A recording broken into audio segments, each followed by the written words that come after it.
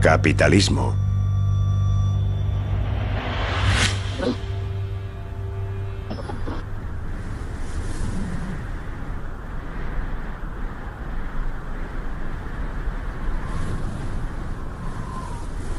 Enterrados bajo las dunas están los restos y los secretos de las antiguas civilizaciones de Mesopotamia, el amanecer de nuestra historia económica.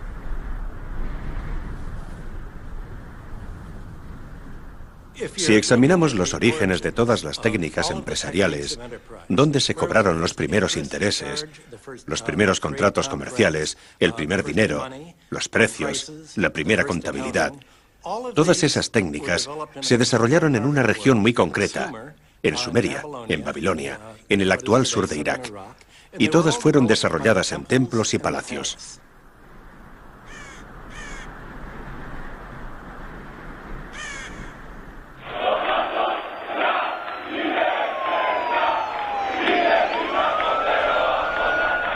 Atenas, 2012, 5000 años después, es la mejor imagen de nuestra crisis económica.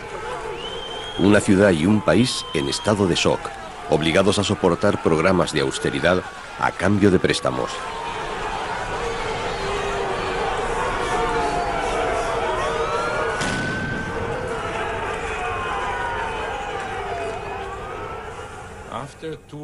Tras 2 o 3 años de estos programas de austeridad y de la política de choque, nos estamos enfrentando a un desastre económico.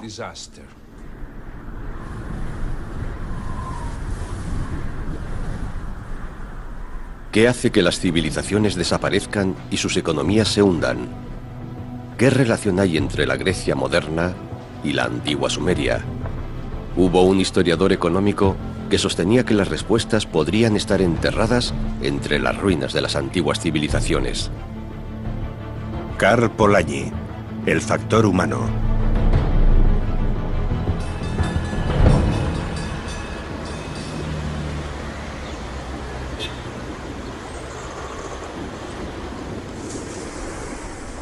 La economista Kari Polanyi ha vuelto a Viena para recordar la vida de su padre.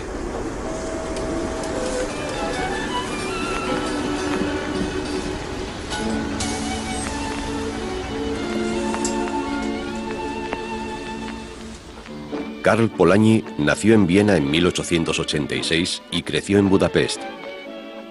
Contrajo el tifus durante la Primera Guerra Mundial y llegó a Viena en 1919 como refugiado cuando la República Húngara, que él había apoyado, se hundió.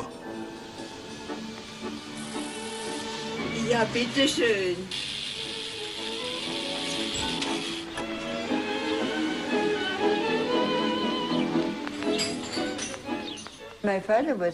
Mi padre fue periodista y trabajó para un semanario económico, Der Österreichische Volkswirt. Naturalmente los trabajos tenían un plazo de entrega y él tenía que terminar sus columnas el jueves por la noche. Y mi padre era fumador y en esta habitación no se veía absolutamente nada porque estaba llena de humo.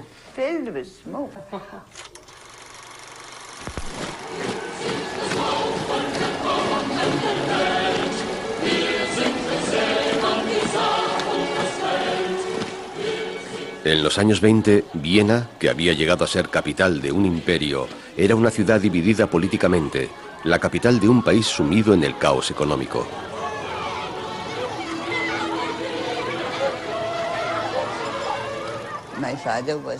Mi padre vivía en una Viena donde el desempleo era masivo y donde había un partido socialista muy fuerte.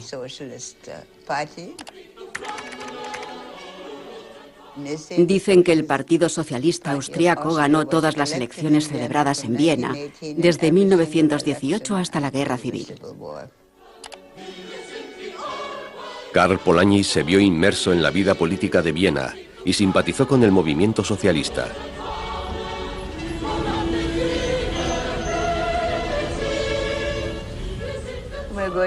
Vamos a visitar el Karl Marx Hof, el proyecto de viviendas sociales más avanzado de toda Europa.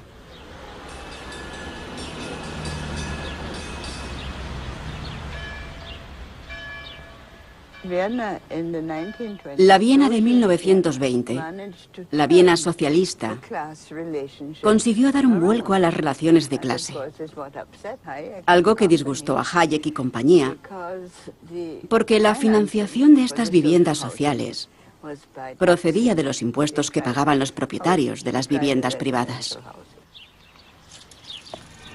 En 1934, este experimento tuvo un final abrupto. Civil war flares up suddenly in Austria. The government, deciding to suppress the socialists, countered a general strike by martial law. The strongholds in which the Schutzbund, or Socialist Defense League, hold out are huge blocks of flats built for the Viennese workers by the Socialist Council of the city.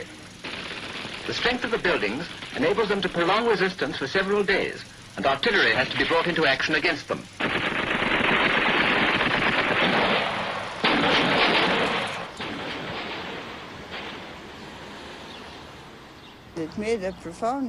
Estos hechos me causaron una impresión muy profunda.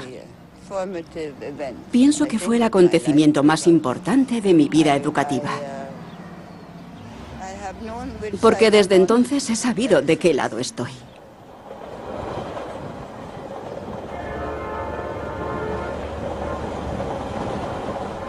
Karl Polanyi había dejado Viena un año antes, tras ser despedido de su empleo debido a sus ideas políticas. Tras la caída del Partido Socialista Austríaco, su entonces hija de 10 años, Kari, lo acompañó a Inglaterra.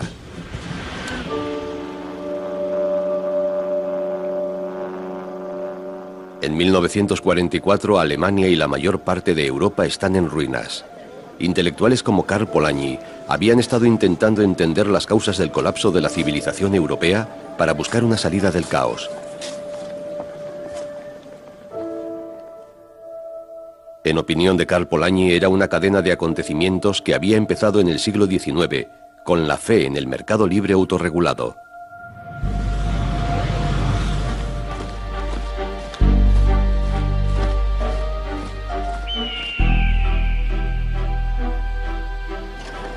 Nuestra tesis es que la vieja idea de un mercado autorregulado implicaba una utopía. Semejante institución no podía existir durante ningún periodo concreto sin aniquilar la sustancia humana y natural de la sociedad.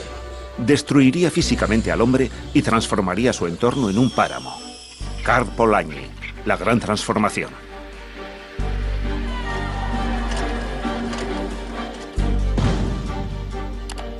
El libro de Polanyi se tradujo a docenas de idiomas y sus ideas encontraron eco en una nueva generación de estudiantes norteamericanos que se sentía atraída por su llamada a un replanteamiento del capitalismo tras la Segunda Guerra Mundial.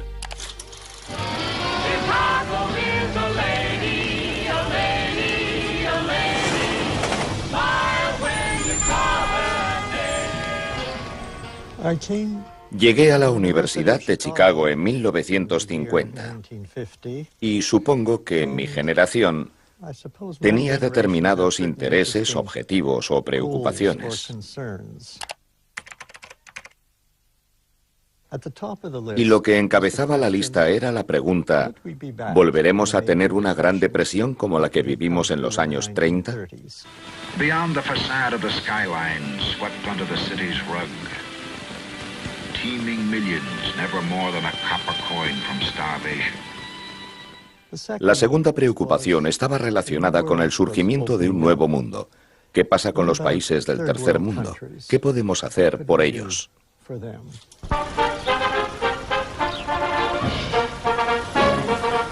Somewhere east of Suez, where the best is like the worst, a crowded continent swarms with people, with palaces and poverty.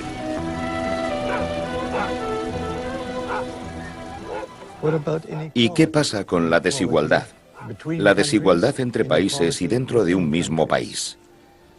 Esas eran las cuestiones más acuciantes para mi generación en aquel momento. Y en un principio la economía parecía el punto de entrada adecuado para afrontar esas cuestiones. Pero en cuanto te adentrabas en la economía, te encontrabas en un laberinto intelectual sin salida.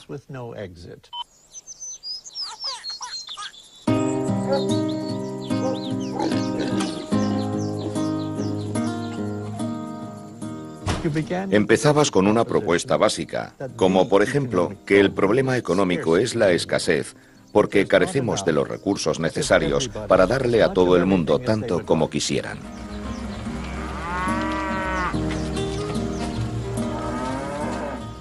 Y como los recursos mundiales eran limitados, había que distribuirlos. Y nos dijeron que la mejor forma de distribuirlos era la economía de mercado.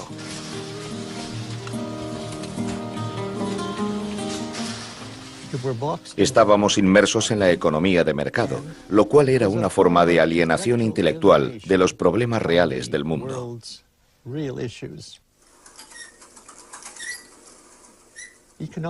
La teoría económica era como una picadora de carne que hace hamburguesas. Metías pan viejo, cebolla, carne, todo lo que tuvieras en la nevera, y lo picabas todo. Y pasara lo que pasara, siempre salía una hamburguesa. Y ese era el problema con la economía. Daba igual cómo empezaras. Acababas en la economía de mercado. Era eterna, omnipresente. No podías escapar de ella. Y era totalmente vinculante. Mi intuición me decía que yo tenía que huir de esa corriente.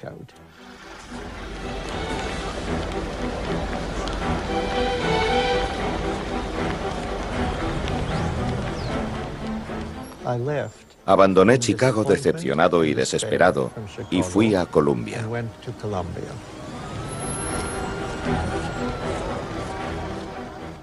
Y en Columbia vi por casualidad que iba a impartirse un curso llamado Historia Económica General a cargo de un profesor de quien nunca había oído hablar, Karl Polanyi.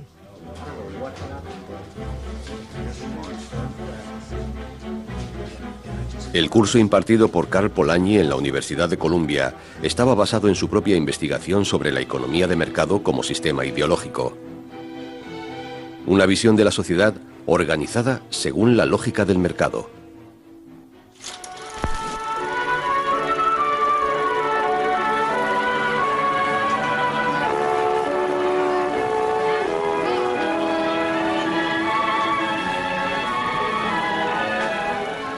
To help us get a glimpse into the future of this unfinished world of ours, there has been created for the New York World's Fair a thought-provoking exhibit of the developments ahead of us. The greater and better world. El futuro del capitalismo tal y como se veía en una exhibición patrocinada por General Motors en la Exposición Universal de 1939. Una visión corporativa de la libertad y las necesidades humanas cubiertas por el mercado libre. Come, let's travel into the future. What will we see? Firebird 2 to Control Tower. We are about to take off on the highway of tomorrow. Stand by. Es el resultado de una visión mercantil de la sociedad, escribió Karl Polanyi, que equipara la economía con las relaciones contractuales y las relaciones contractuales con la libertad.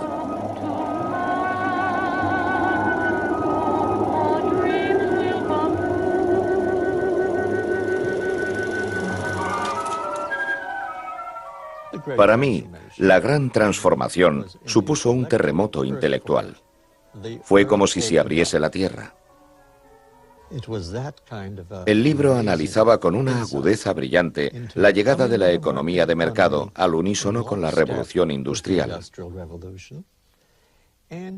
Y presentaba un nuevo protagonista que nunca había sido presentado hasta entonces.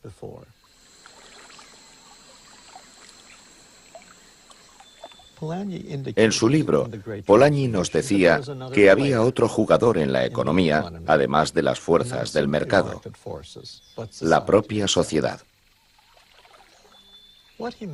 Lo que quería decir era que antes de los tiempos modernos y la llegada de la economía de mercado, la mayoría de las transacciones económicas se realizaban bajo la supervisión y el control de algún tipo de estructura social.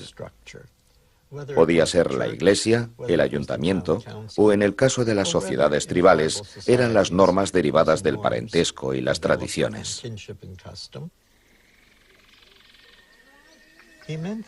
Por consiguiente, según Polanyi, durante la mayor parte de la historia, la economía estaba incrustada en la sociedad. Las normas sociales tenían prioridad sobre las actividades económicas. Así es como el cineasta estadounidense D.W. Griffith imaginó Babilonia en su película clásica de 1916, Intolerancia. Babilonia era una de las sociedades antiguas que había estudiado Polanyi. Creía que estas ruinas del desierto guardaban pistas no solo de las civilizaciones antiguas, sino también de cómo éstas veían sus economías.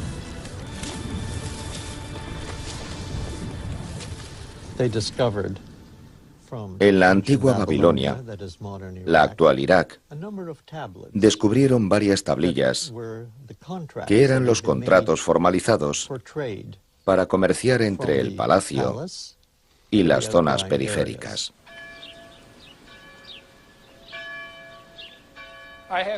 Tengo aquí 5 tablas relacionadas con la economía antigua y su desarrollo económico. Esta tabla, de gran tamaño, es el libro mayor del número de animales disponibles para trabajos agrícolas durante el período de Ur III, esto es, al final del tercer milenio antes de Cristo. Y nos demuestra que la burocracia en aquellos tiempos acabó necesitando tablillas que cumplían las funciones de un libro mayor y en el que se registraban todo tipo de actividades económicas.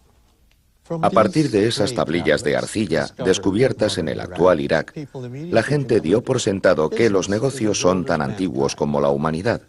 Y me refiero a los negocios tal como los entendemos ahora: comprar, vender y obtener beneficio. Estas tablillas pertenecen a un periodo durante el cual pensamos que la actividad económica estaba basada más en el templo y el espacio y menos en los sectores privados. Los comerciantes eran lo que hoy en día denominaríamos funcionarios. Sus ingresos no procedían de los beneficios obtenidos por su actividad. Sus ingresos procedían de sus salarios. Hemos malinterpretado la naturaleza de este comercio. Es comercio, pero no el tipo de comercio que conocemos ahora.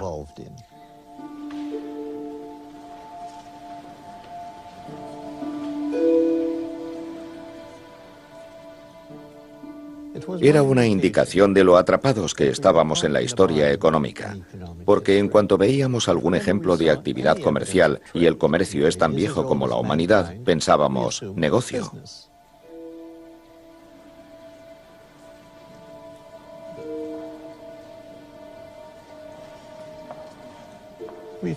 Retrocedimos a la noción instintiva de Adam Smith de que la humanidad tiene una propensión inherente al trueque y el intercambio. En otras palabras, la economía de mercado forma parte de nosotros como un instinto humano.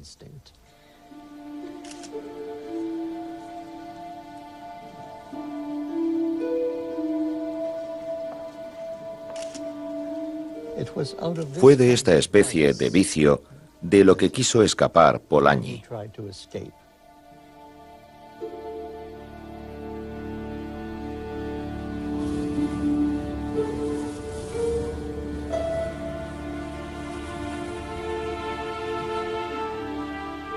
Polanyi encontró la forma de salir de este vicio con el estudio de las sociedades antiguas, sociedades cuyas economías estaban bajo el control de normas sociales y regulaciones en las que el dinero y la deuda tenían un tratamiento diferente al actual.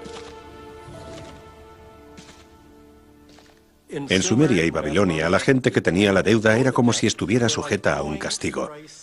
Podían ser reducidos a la servidumbre por parte del acreedor y con el tiempo podían perder los derechos sobre sus tierras.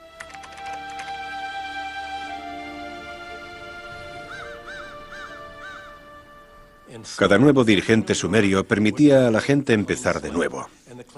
Y eso significaba, 1, saldar la deuda de los siervos. 2, devolver las tierras de las que se habían apoderado los acreedores.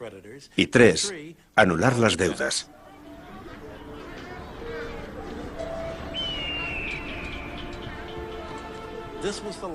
Esta era la ley que los judíos cautivos aprendieron en Babilonia. Y la práctica hebrea del dror contenía exactamente las tres mismas cláusulas.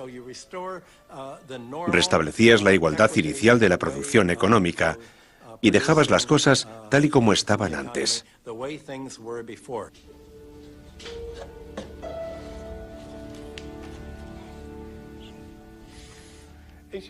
Si no le importa, puedo intentar leer una parte del texto. Aquí dice: en cuanto al trueque de la mujer del Sisi del rabino, que es un funcionario, sobre la que me escribiste, su caso se cerró en 3,5 minas de plata, pero ella se niega a coger la plata.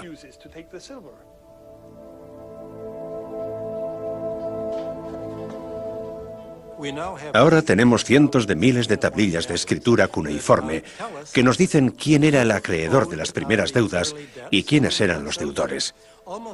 Casi todas las deudas correspondían al sector público, al palacio, al templo y a sus recaudadores.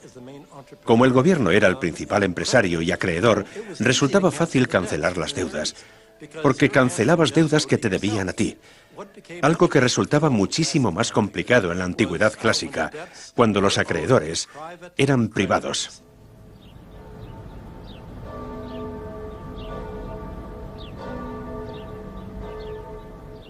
Roma fue la primera economía importante que no canceló las deudas, y el resultado de ello fue que en el segundo siglo de nuestra era, 1/4 parte de la población de Roma estaba reducida a la esclavitud y a la servidumbre.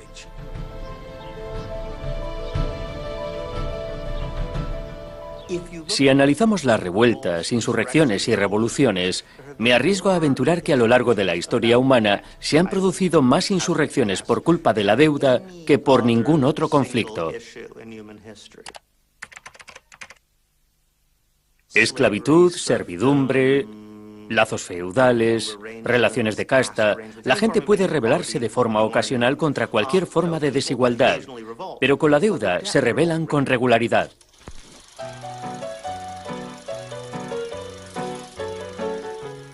¿Qué es la deuda después de todo? Es un contrato entre dos partes iguales que no volverán a ser iguales hasta que una de ellas devuelva el dinero, lo cual implica que pueden no volver a ser iguales.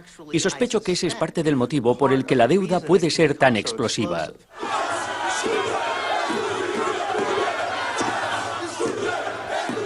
Ha pasado mucho tiempo entre la caída del Imperio Romano y la Europa posterior a la crisis económica de 2008. Sin embargo, la cuestión de la deuda sigue siendo tan importante como antes. Y la forma en que la sociedad trata la deuda nos vuelve a llevar a Karl Polanyi.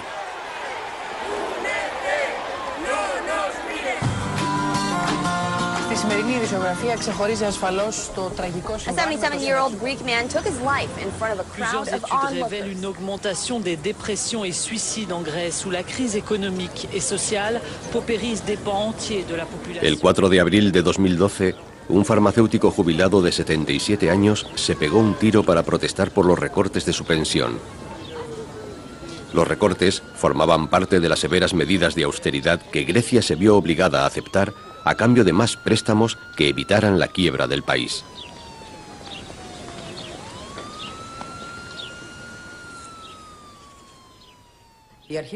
El principio empieza con el final. Esas fueron las últimas palabras que dejó mi padre en mi teléfono móvil. El final.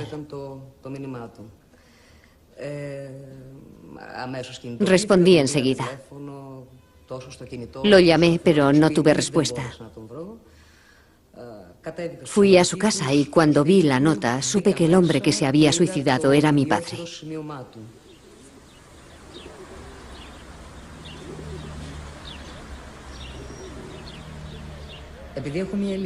Como mi edad no me permite luchar activamente,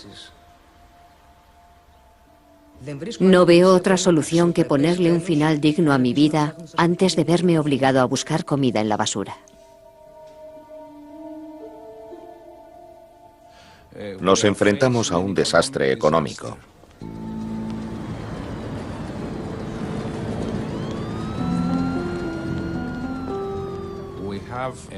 Tenemos una tasa oficial de desempleo del 22%,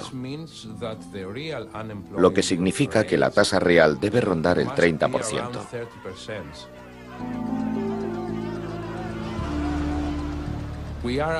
Estamos al borde de una catástrofe humana.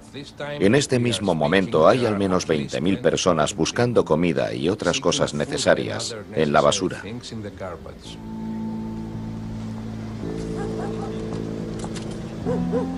Cuando se insistió en que Grecia cumpliera sus compromisos, se generó una crisis económica añadida a la social y política ya existentes.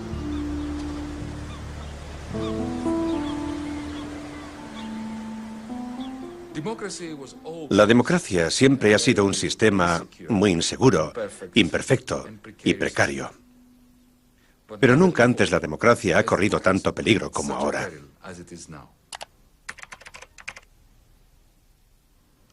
Yo soy de un país, Grecia, en el que las élites políticas han desaparecido. Han perdido toda su legitimidad. No es solo que el gobierno haya perdido legitimidad. Todos los movimientos políticos han perdido legitimidad. Y ese es un golpe muy duro para el país en el que nació la democracia.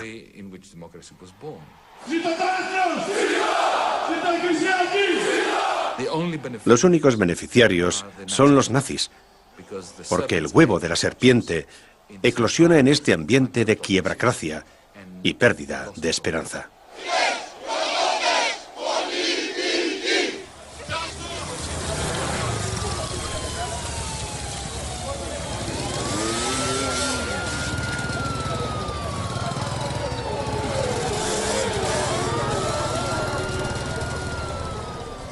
¿Por qué pasa hambre la gente? Porque no hay trabajo y por culpa de la invasión de inmigrantes ilegales. Tienen que irse, por voluntad propia o a la fuerza. Y se irán, puede usted estar seguro.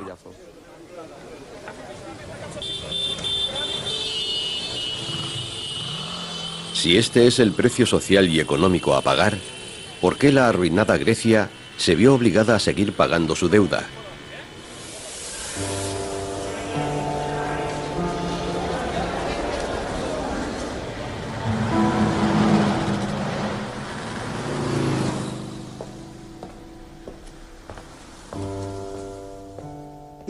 La deuda ejerce un extraño poder moral sobre nosotros. Parece poder justificar cualquier cosa. ¿Qué tiene la deuda que parece triunfar sobre cualquier otra moral? He investigado esta cuestión y he descubierto que esta especie de confusión moral, este conflicto moral sobre la deuda, se remonta a hace miles de años. La gente ha tenido este tipo de discusiones desde siempre. Y creo que el motivo es el siguiente. ¿Qué es una deuda? Una deuda es una promesa. Pero en cierto modo es una promesa muy extraña. Yo incluso diría que es la perversión de una promesa, porque es una promesa que ha sido teñida con una mezcla de matemáticas y violencia.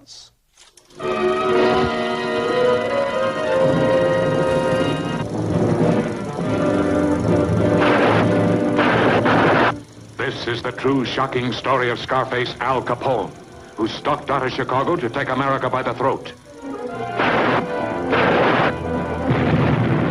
Por eso la mafia, por ejemplo, siempre intenta convertirlo todo en deuda para moralizarla. El hecho de que sea una promesa la convierte en algo sagrado, un carácter del que otras relaciones, la extorsión, por ejemplo, carecen. Y de hecho, si analizamos la historia, nos encontramos con que la deuda es el medio más eficaz jamás creado para convertir lo que es, en esencia, una relación de extorsión violenta en algo que parece moral.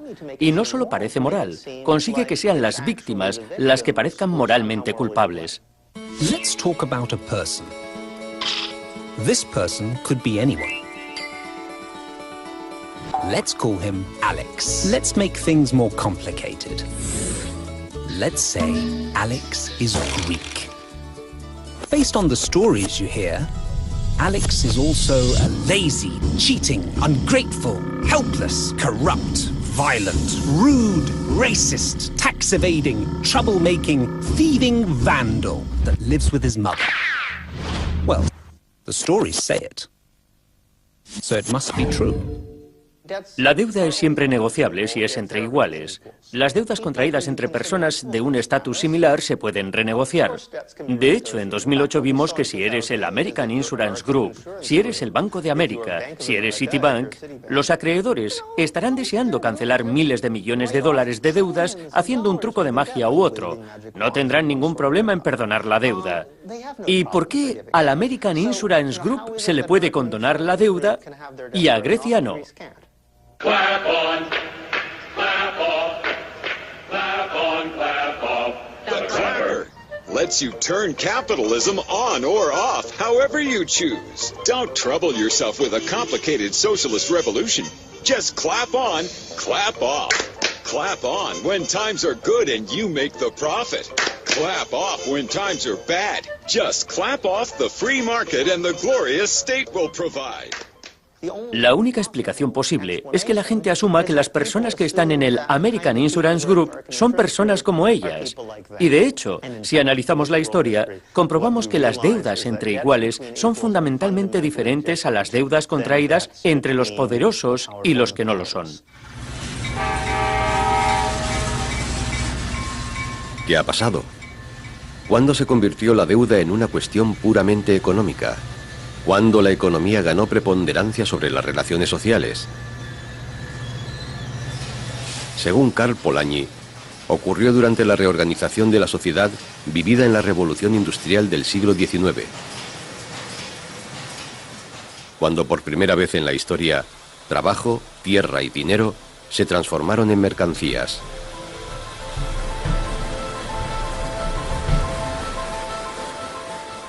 Pero es obvio que trabajo, tierra y dinero, escribió, no son mercancías. El trabajo es solo otro nombre que recibe la actividad humana que acompaña a la propia vida. El mercado tiene su propia lógica, si hablamos de bienes normales y específicos, con los que se puede comerciar. Pero la sociedad está en peligro en cuanto el propio trabajo se convierte en una mercancía.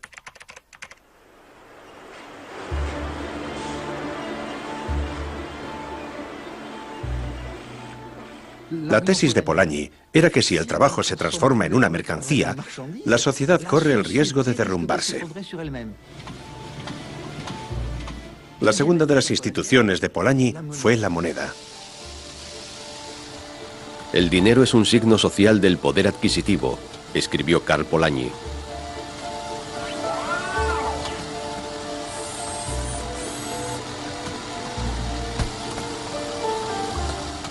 La moneda es una cuestión demasiado seria para dejarla en manos de los banqueros privados. De ahí deriva la segunda de las intuiciones de Polanyi. El sistema monetario debe ser protegido del comportamiento oportunista de las manos privadas. El tercer punto de interés para Polanyi, la naturaleza no es un elemento como los demás. La tierra es otro nombre para la naturaleza que no está producida por el hombre. Es una ilusión pensar que podemos controlar la naturaleza por medio de las fuerzas del mercado. Existen fuerzas muy complicadas e irreversibles, como el calentamiento global, y los precios no pueden cambiarlas. Así que tenemos una tercera mercancía ficticia. Por eso Polanyi debería ser la persona clave del siglo actual, porque pudo reinsertar las tres mercancías: el trabajo, la moneda y la naturaleza en una sociedad.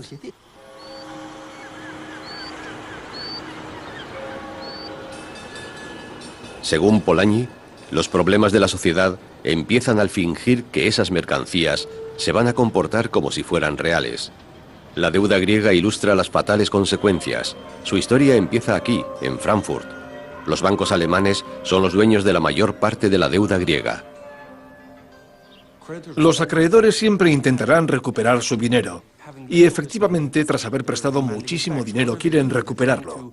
Están intentando extender esos préstamos, subir los impuestos e imponer la privatización de los activos griegos para recuperar su dinero.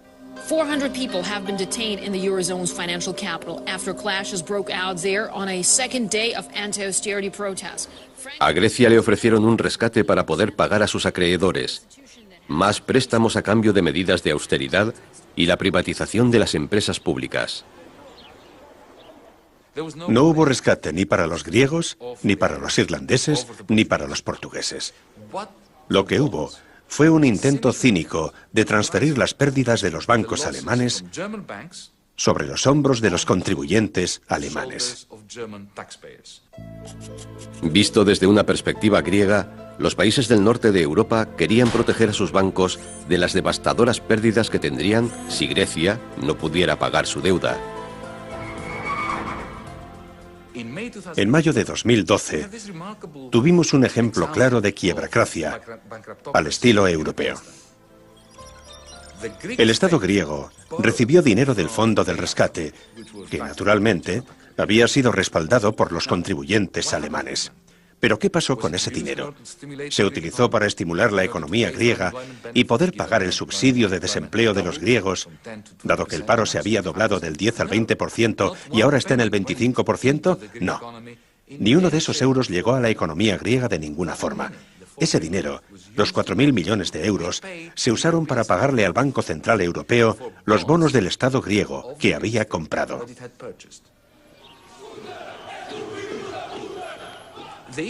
El BCE, el Banco Central Europeo, había comprado esos bonos con descuento.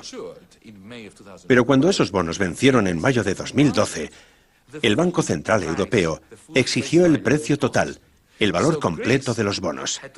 Así que Grecia tuvo que pedirle dinero a Alemania para poder devolver la deuda contraída con el BCE, una suma muy superior a lo que el BCE se había gastado inicialmente en esos bonos.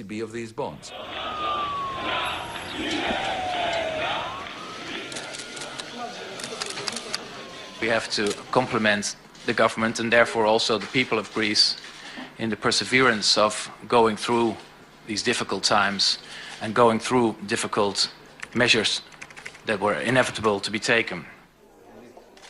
Creo que el rescate fue una herramienta de marketing perfecta, pero aquello fue todo menos un rescate. Es cierto que está manteniendo vivo al paciente al hacer que Grecia siga siendo solvente sin quebrar, porque si se produjera la quiebra, los bancos y los acreedores lo perderían todo. Finges que Grecia es solvente y puede devolver sus deudas, lo que te hace ganar tiempo para intentar recaudar lo máximo posible a través de los impuestos o las privatizaciones.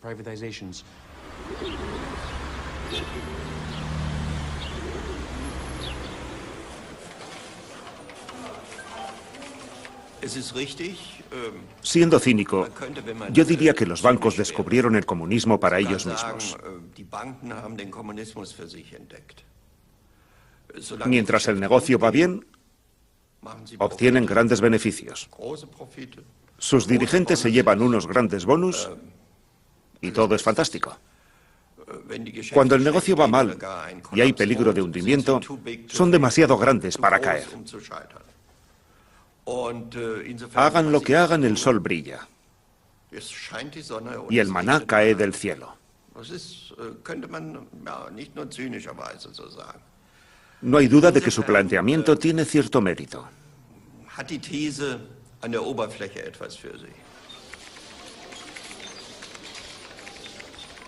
El capitalismo como método de producción va mucho más allá.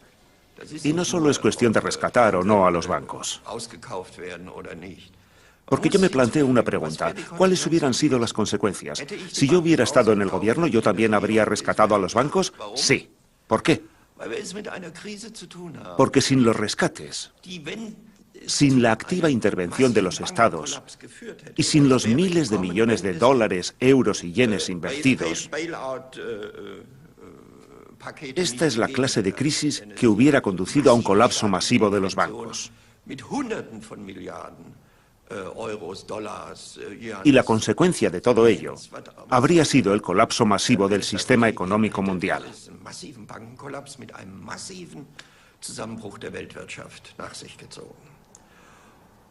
Son este tipo de consecuencias las que nadie quiere. Y espero que el peligro haya pasado. Polanyi también anticipó la causa de las crisis basándose en lo que él denominó la ficción del dinero como mercancía. Esta ficción demostrará ser tan desastrosa para los negocios como las inundaciones y las sequías en las sociedades primitivas, escribió. Ninguna sociedad podría soportar el efecto de semejante sistema de burda ficción.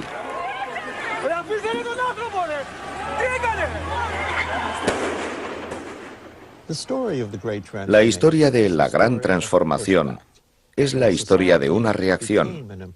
La sociedad se había convertido en un protagonista importante. Y eso era una novedad, porque para quienes se dedicaban a la economía, el individualismo era la clave. No había sociedad.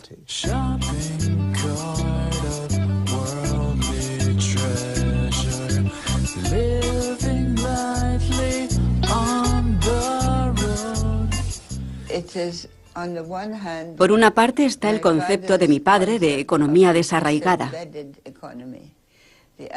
La idea de que el capitalismo ha desarraigado la vida económica de la base social, o más bien ha transformado la base social para servir a la economía.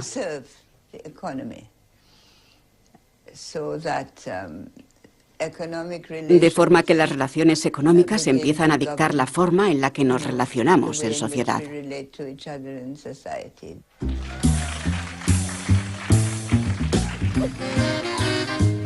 The golden era of consumption.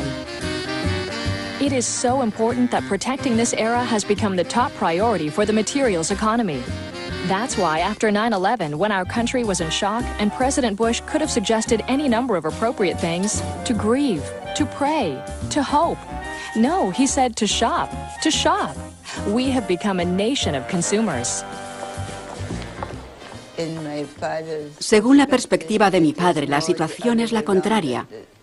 La sociedad es la base y, en cierto modo, la economía descansa sobre la sociedad. Y cuando esos vínculos desaparecen y cuando la economía se desarraiga de la sociedad y asume una vida propia y nos dice lo que hay que hacer y cómo trabajar y cómo consumir y cómo pensar, nos encontramos automáticamente con un sistema insostenible porque devora las relaciones sociales y también nuestra relación con el entorno natural. En Grecia, el lugar donde Dimitris Christoulas se suicidó es ahora un santuario. Su funeral se convirtió en una manifestación política.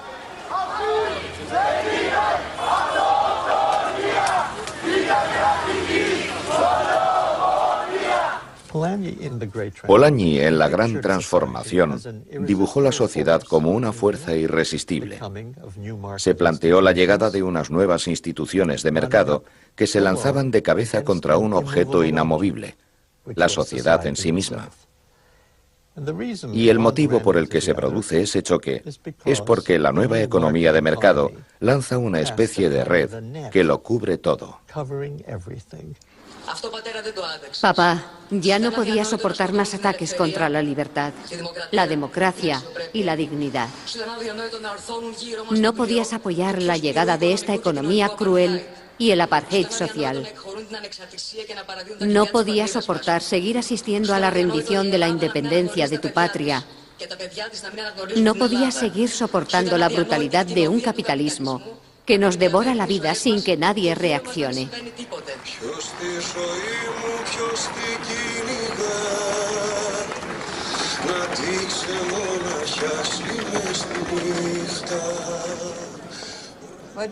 Lo que estamos viviendo en la actualidad es un conflicto dramático entre la democracia y el mercado. Mi padre decía que hay un problema, una contradicción entre el capitalismo y la democracia. Nos han presentado al capitalismo y la democracia como algo complementario, dos conceptos que van unidos. Pero si los examinamos con atención, veremos que no es así. No es así cuando el capitalismo adopta la forma de esta burda financiarización y este secuestro del proceso político. ¿Cuántas veces se han reunido Merkel y Sarkozy y el gobernador del Banco Central Europeo? Se tiran horas hablando y toman una gran decisión como si eso fuera a resolver algo. Y luego se van a dormir y cuando se despiertan por la mañana descubren lo que tiene que decir el mercado. Stock markets rallied this week after EU leaders reached an unexpected degree of consensus. Tenemos sociedades enteras con instituciones democráticas, con líderes elegidos democráticamente. Pero todos se muestran impotentes ante las decisiones del mercado.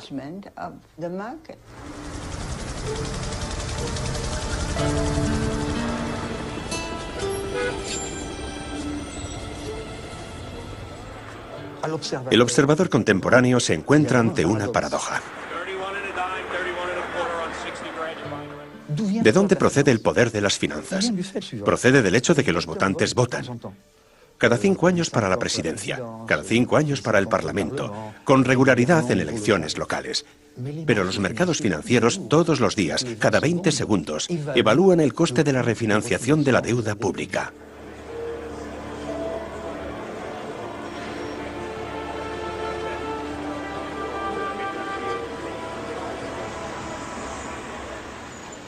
No estoy seguro de que el capitalismo financiero de la actualidad sea diferente al capitalismo industrial del siglo XIX. Es cierto, sin embargo, que el capitalismo financiero globalizado de hoy contiene un elemento que estaba ausente por completo en el siglo XIX o en la primera globalización financiera hasta 1914. Me refiero al nivel de opacidad y complejidad financieras de los holdings internacionales, que es algo completamente alucinante. Las estructuras de las finanzas eran mucho más simples en 1910. Entonces, era más sencillo ver los lazos directos existentes entre los activos y holdings de un país sobre los de otro.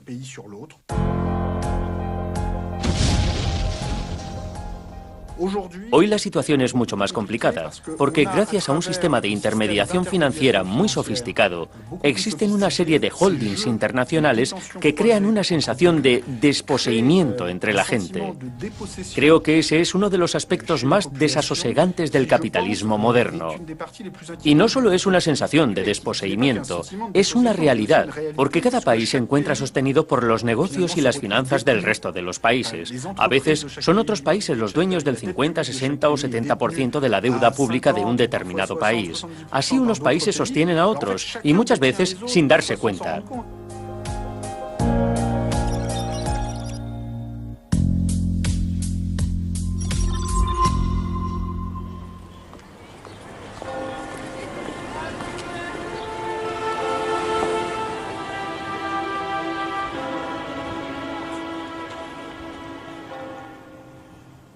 Para Adam Smith, un mercado libre era un mercado libre de rentistas, esto es, personas que recibían un ingreso sin trabajar.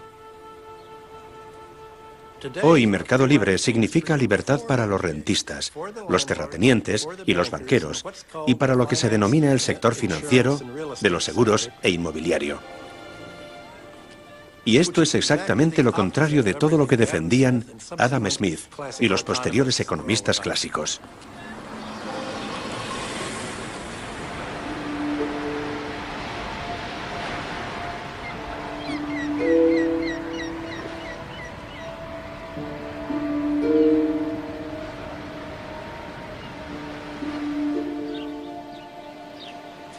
Karl Polanyi murió en 1964.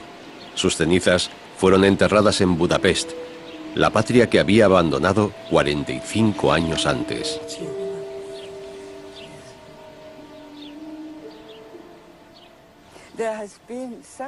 Ha vivido un renacimiento. Sus ideas están más vigentes que nunca. La economía tiene que estar subordinada. La economía es importante, pero no puede situarse por encima y colonizar, por decirlo así, el resto de los aspectos de la vida social y de la sociedad.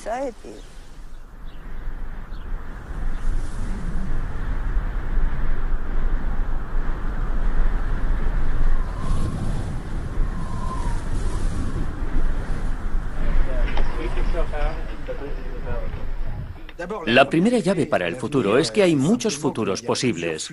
No hay una fuerza puramente económica que determine la dinámica de la distribución de la riqueza. Hay multitud de historias posibles en distintos países y, por consiguiente, el futuro no está escrito.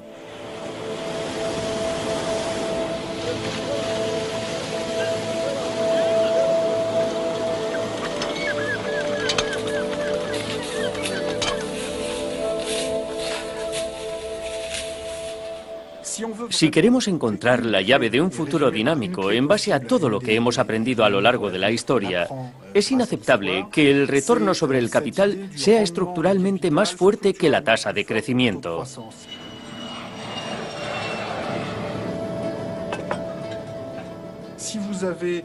Si los activos de las personas más ricas del mundo crecen 3 o 4 veces más rápido que el tamaño de la economía global, tenemos un problema.